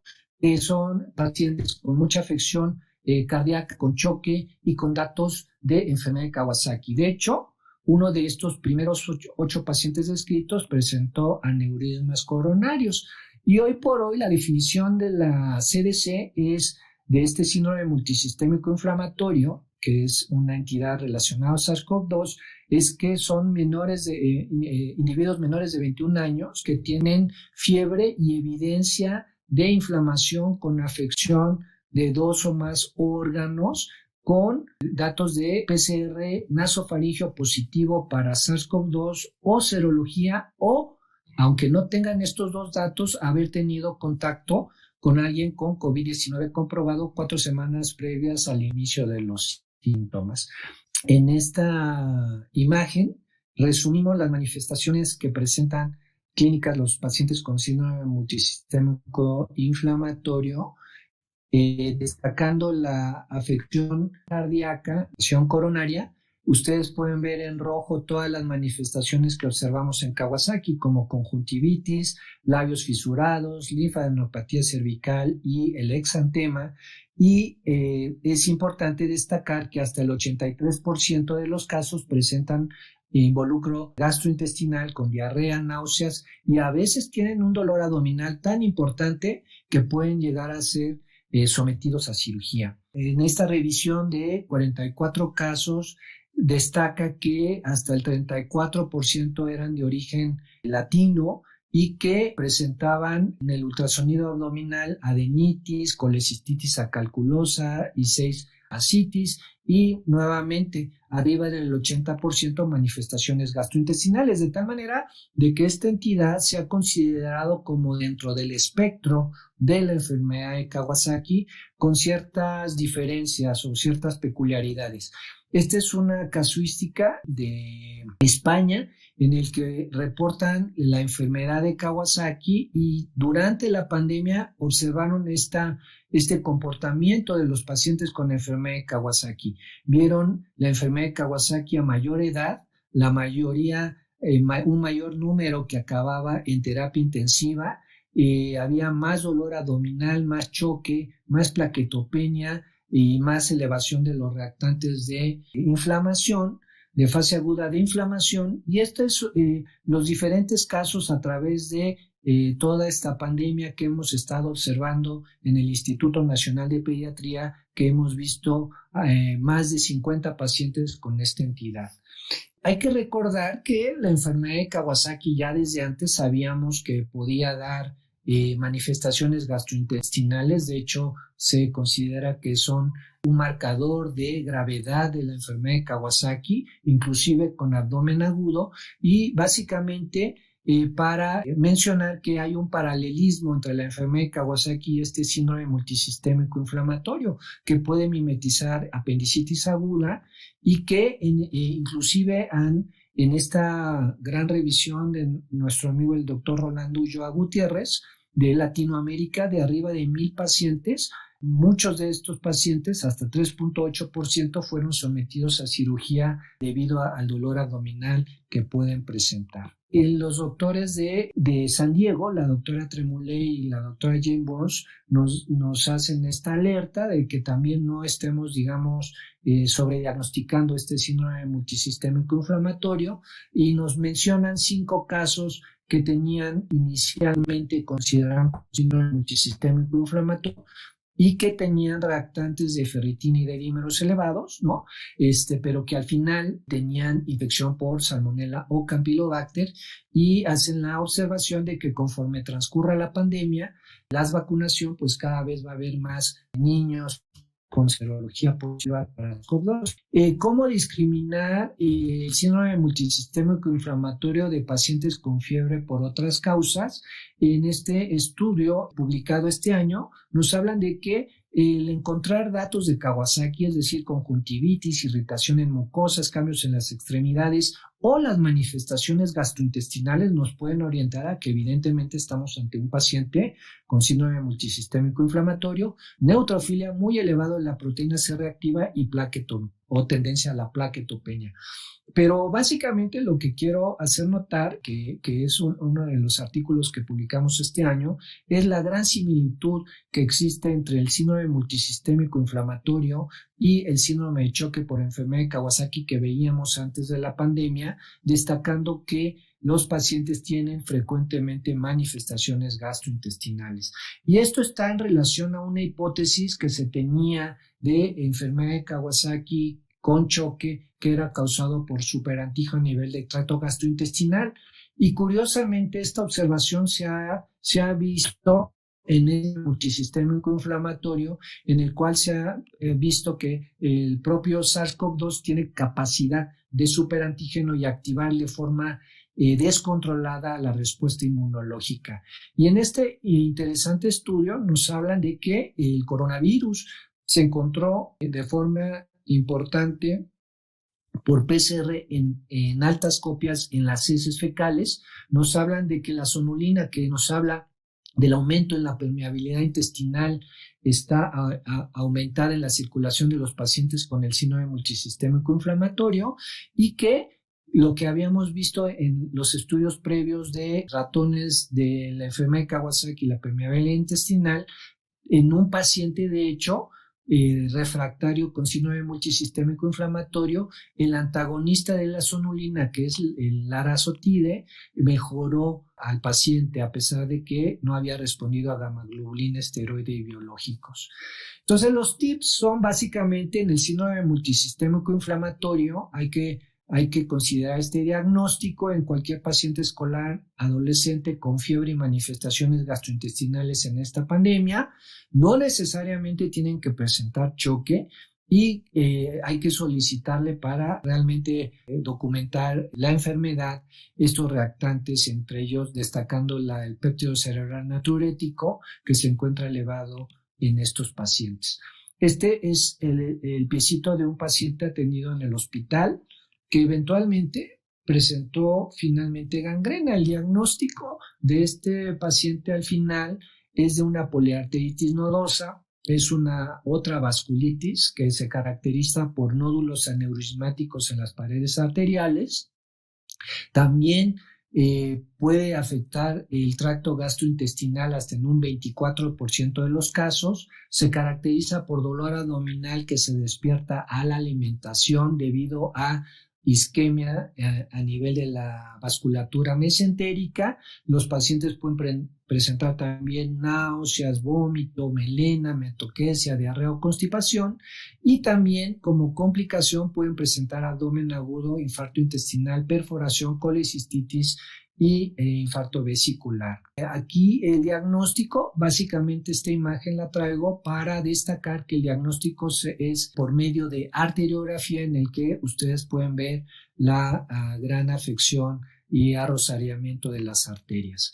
Esta diapositiva la traigo para destacar que en 2014 se documentó esta entidad que se conoce como deficiencia de ADA2. Al final es el primer síndrome vasculítico monogénico y que ya se han observado más de 60 mutaciones. Inicialmente se documentó en pacientes que tenían afección a nivel del sistema nervioso con infartos cerebrales, lívido racemosa, poliartritis y fiebre, ¿no? Este es extraído del artículo de las primeras descripciones en 2014 con vasculitis histopatológico, con aneurismas, con gangrena inclusive. Es importante ver que sí existen ciertas diferencias entre la poliartritis nodosa del adulto, la juvenil y esta deficiencia de adenosíndesaminasa 2, en el cual esta tiene básicamente afección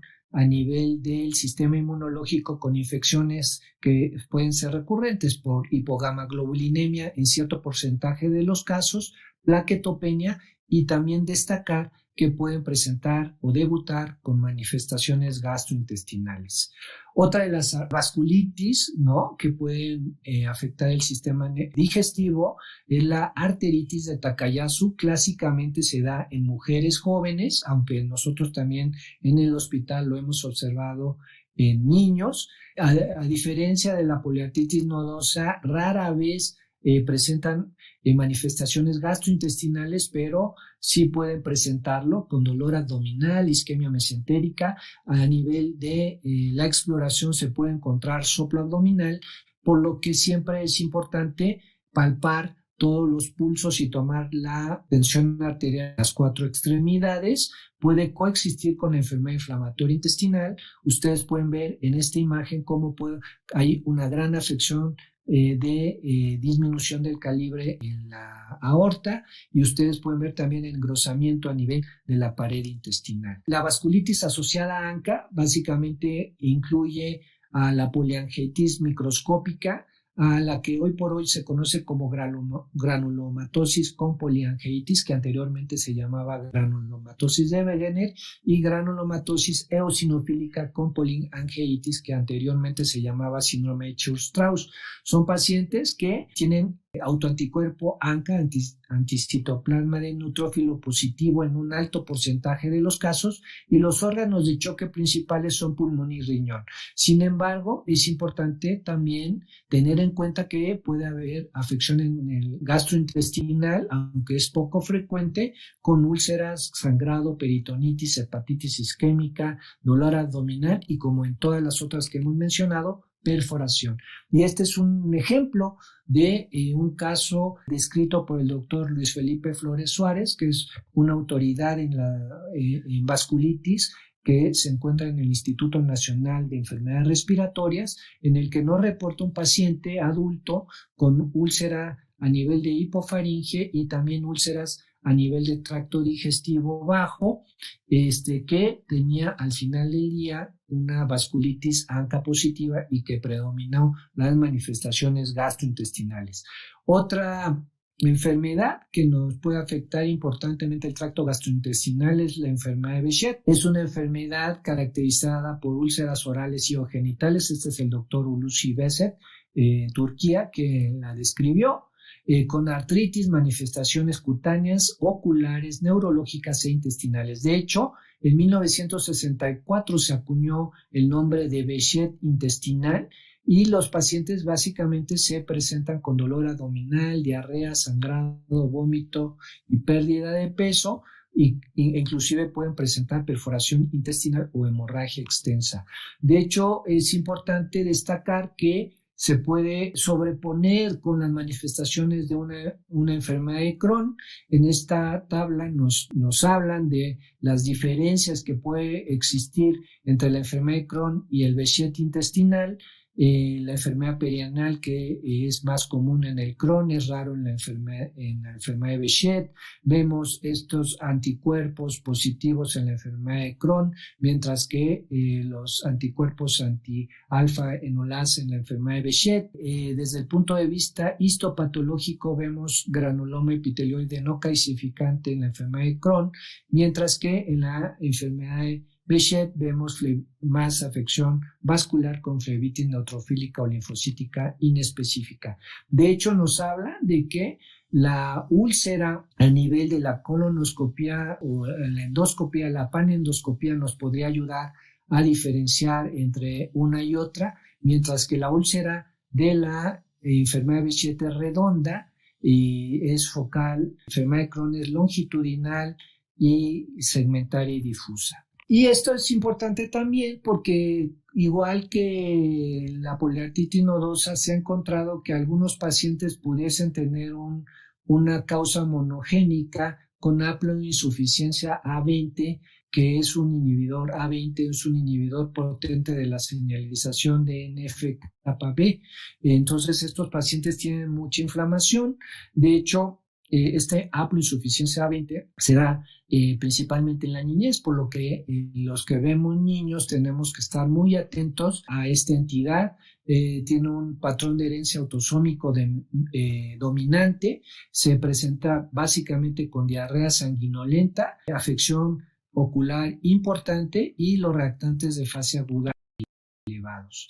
Otra entidad que afecta mucho el tracto gastrointestinal y que vemos en el día a día es la esclerosis sistémica progresiva, que es una enfermedad autoinmune con afección humoral, celular y alteraciones fibroproliferativas de la microvasculatura con depósito de colágeno. Ustedes pueden ver en estas manos cómo puede haber ya dedos en salchicha con afección distal muy importante, con fenómeno de Raynaud, porque se ve muy comprometida la vasculatura y esclerosis cutánea, y la afección gastrointestinal es súper frecuente. Hasta el 90% de los pacientes pueden tener afección gastrointestinal desde la boca hasta el ano, y 10% de los casos se afecta el tracto gastrointestinal sin afección cutánea. En este esquema ustedes pueden ver cómo puede haber vasoconstricción recurrente y reperfusión. Hay anticuerpos antireceptores de muscarínicos,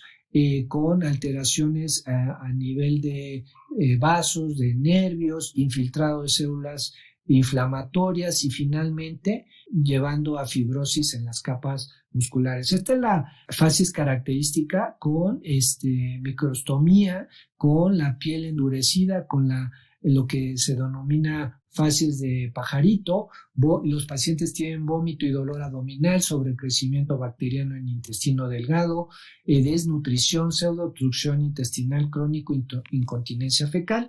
Las diferentes fases de la deglución se ven afectadas por diferentes motivos. En la fase oral hay caries y pérdida dental con microstomía, con una producción de saliva disminuida, miositis a nivel de los músculos faringeos, por lo cual está afectada la fase faríngea de la deglución, y a nivel esofágico también puede haber problemas. Entonces ustedes pueden ver, se puede afectar desde la boca hasta el ano con diferentes problemas que hemos estado comentando. Esta es una imagen en la que ustedes pueden apreciar el esófago dilatado con estenosis, ¿no? Puede haber inclusive esófago de Barrett y una gran dilatación a nivel duodenal. Entonces la esclerosis sistémica también hay que considerar que afecta importantemente el tracto gastrointestinal. Este es un artículo muy importante publicado en los 60 por la patóloga, la doctora Banker, en el que se destaca de estos casos de autopsia, ¿no? Dentro del contexto de una dermatomiositis, cómo había una angiopatía sistémica con gran afección a nivel del tracto gastrointestinal, con úlceras, ¿no? De hecho, existe lo que se conoce como dermatomiositis tipo Van, que son las formas más severas de dermatomiositis, con afección vascular importante, inclusive muchos de estos pacientes que fallecieron con perforación intestinal por una gran afección a nivel vascular con trombosis, hiperplasia de la infiltrado celular, polimorfo nuclear y linfocítico a nivel del tracto gastrointestinal. Entonces, la dermatomiositis juvenil es otra de las enfermedades que puede afectar importantemente el tracto gastrointestinal. Estos son los clásicos pápulas de Gottron. Entonces, ustedes al observar nada más las manos pueden hacer el diagnóstico. El halo en heliotropo, puede haber eritema malar y debilidad muscular proximal con CPK elevada, transaminasas elevadas, pero por afección muscular. En esta diapositiva vemos cómo hay perforación a nivel esofágico. Este es un ejemplo de tratamiento, ¿no? Esta diapositiva son los diferentes tratamientos que podemos observar. Los pacientes con síndrome multisistémico inflamatorio y enfermedad de Kawasaki responden de forma espectacular a la gamma globulina y al uso de esteroide. Este ejemplo es importante en la poliartritis nodosa, pero es importante diferenciarla de deficiencia de adhesinas de desaminasa 2 porque responden esta entidad mejor a los inhibidores de TNF e inclusive pueden ser candidatos a trasplante de células madre hematopoyéticas. Como ustedes pueden ver, la esclerosis sistémica es de las más difíciles de tratar, en la que contamos con muchos tratamientos y la realidad es que muchas veces observamos poca respuesta a la terapéutica. Entonces, para terminar, las conclusiones son que prácticamente todas las enfermedades reumatológicas autoinmunes presentan un compromiso gastrointestinal, como ustedes pueden ver, en mayor o menor grado, con básicamente la misma sintomatología de dolor abdominal, diarrea, vómitos, pero lo más preocupante es que pueden presentar perforación intestinal. Y una recomendación en esta pandemia, entre un paciente con fiebre y manifestaciones gastrointestinales, considerar la posibilidad de síndrome multisistémico inflamatorio dentro del diagnóstico diferencial. Esto es básicamente pues representando el trabajo en equipo que hacemos con el Servicio de Gastroenterología en el Instituto Nacional de Pediatría. Muchas gracias por su atención.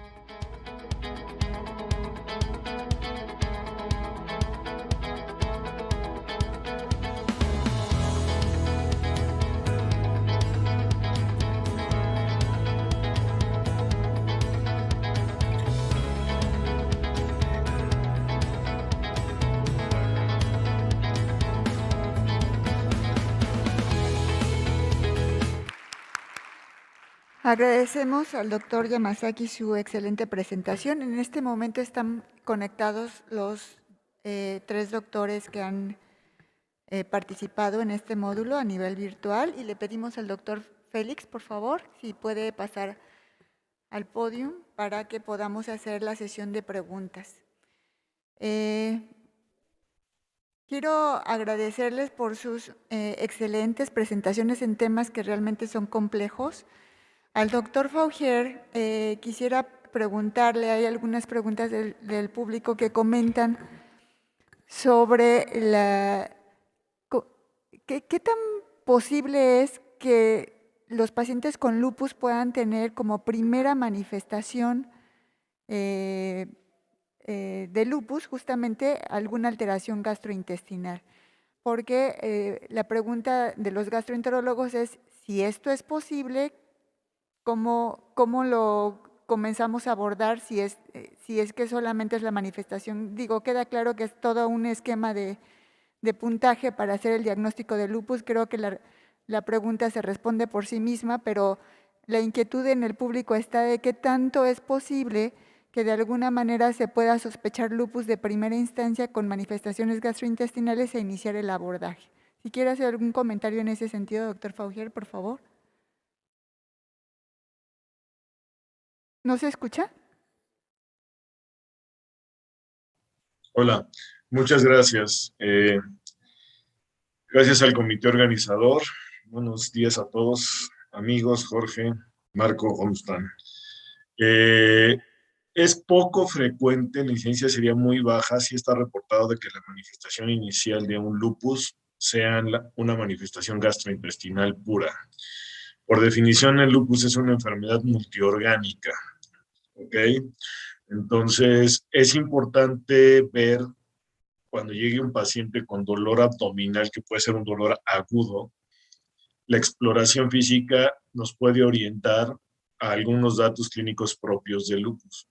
Y por el otro lado, preguntar si hay un dolor abdominal crónico, que nos hablara de una vasculitis intestinal o una pancreatitis, ¿ok? O pancreatitis de repetición. Entonces, al final tenemos que hacer una integración porque el paciente no me va a llegar a mí como reumatólogo y tampoco le va a llegar a ustedes como gastroenterólogo por un dolor abdominal crónico como primera manifestación. Va a llegar a un servicio de urgencias con un dolor intenso, el cual va a ser valorado por el equipo de urgencias, desde un urgenciólogo pediatra o un pediatra de turno correspondiente que va a hacer una serie de evaluaciones clínicas y determinar si el paciente es un abdomen quirúrgico o no.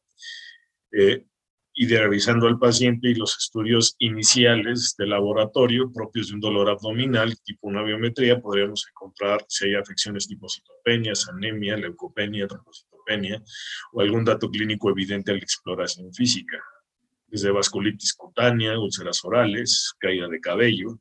Entonces, esa sería la observación, que un dolor abdominal único o agudo no sería nada frecuente como manifestación inicial de lupus. Muchas gracias. Al doctor Castro, Félix, nos comentó sobre una gran variedad de tumores en el tracto gastrointestinal. Yo quería hacerle la pregunta, ¿con qué frecuencia se llegan a ver tumores malignos asociados a enfermedades metabólicas en el hígado en pacientes pediátricos? La casuística es mucho más infecciones crónicas de hígado. Enfermedades metabólicas es difícil hacer una asociación por el impacto. En realidad no se ha concluido hasta cierto punto si alguna metabolopatía crónica lo produzca. En realidad son más los efectos virales, ¿sí?, crónicos, y no hemos encontrado alguna asociación, por lo menos no en el hospital, que nos hable al respecto.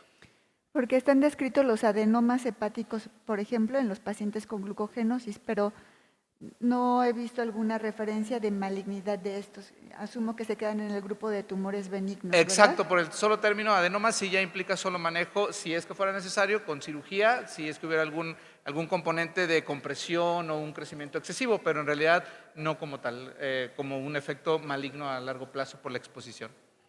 Muchas gracias, doctor. Doctora, bueno, sí, me gustaría comentar algo sobre esto. Nosotros en el instituto tuvimos una paciente que llegó ya tardíamente diagnosticada con tirosinemia y tuvo un hepatocarcinoma.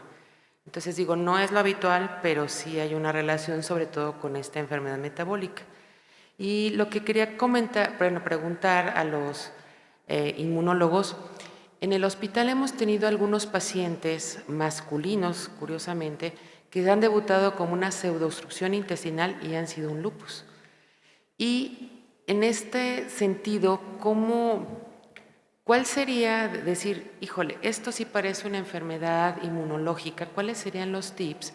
Y la otra, dentro de la poliarteritis nodosa, que también hemos visto muchas que se han comportado con solo dolor abdominal y que cuando los gastros no encontramos nada, pues les hablamos a los inmunos a ver qué nos pueden decir, qué nos podrían ampliar un poco más de esto.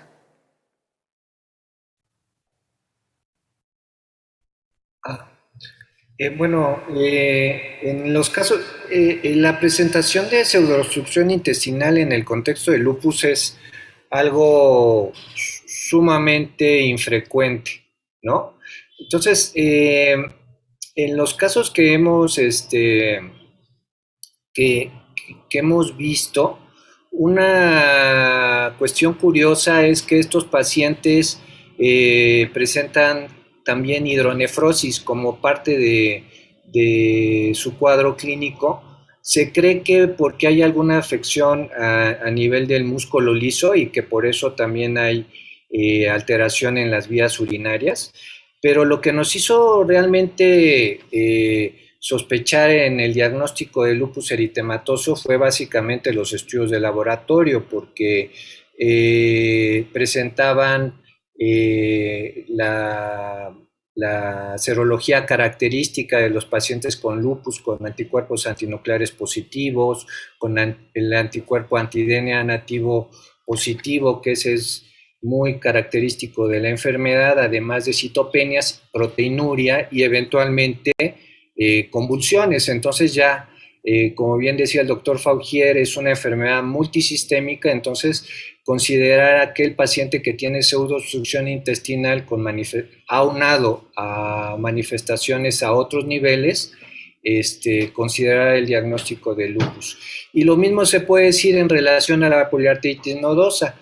La poliarteritis nodosa habitualmente también es una enfermedad multisistémica, entonces frecuentemente no es solo como única manifestación el dolor abdominal, sino también hay habitualmente reactantes de fase aguda elevadas, hay también afección, neuropatía, lívido reticularis podría ser un dato que nos pudiese ayudar al diagnóstico. En el caso del lupus, las lesiones cutáneas, rash malar, entonces es una serie de otra sintomatología, no solo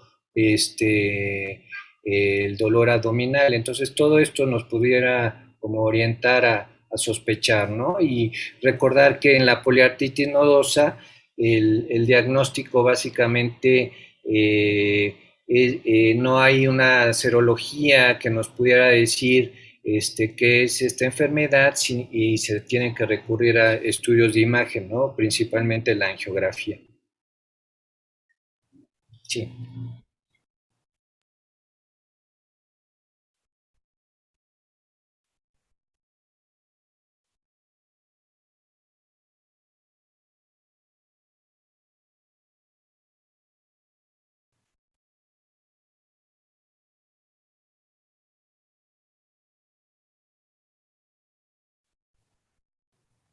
Sí, pues la gran mayoría de los pacientes con esta entidad presentan gravedad que amerita terapia intensiva, ¿no?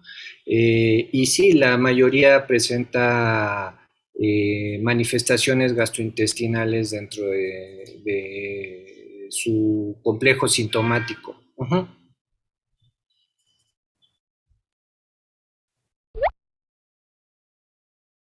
De pérdida de proteínas a nivel intestinal. Creo que hay un punto que no siempre lo contemplamos los gastroenterólogos en el paciente hepatópata con ascitis que tiene hipertensión portal.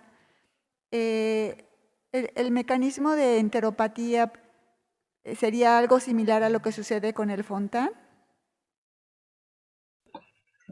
Bueno, aquí en parte el paciente que tiene hepatopatía, si ya hay como datos de falla o insuficiencia hepática, tendríamos que tener como doble mecanismo en el cual a lo mejor la producción de proteínas sería disminuida por la afección hepática, y en parte al haber como datos de hipertensión portal sí tendríamos aparte el componente de incremento en las presiones vasculares o en la presión linfática, que nos podría favorecer tanto la pérdida de proteínas como la extravasación, ¿no? o la formación de estos conductos dilatados. Pero sí, básicamente tendríamos como un efecto, un mecanismo doble. Y pues a lo mejor resaltar que en los pacientes que estamos teniendo hipoalbuminemia, hepatópata con hipoalbuminemia, casi siempre pensamos que es por una alteración en la síntesis, por falta de ingesta, pero este contexto de pérdida de proteínas tal vez no lo tendríamos que dejar a un lado. Exacto, sí, y aquí tal vez como lo comentaba en la plática, una de las principales dificultades que tenemos es los recursos diagnósticos fáciles, aplicables que tengamos a la mano. Al menos aquí en Guadalajara, en Occidente, no tenemos alfa-1 antitripsina fecal.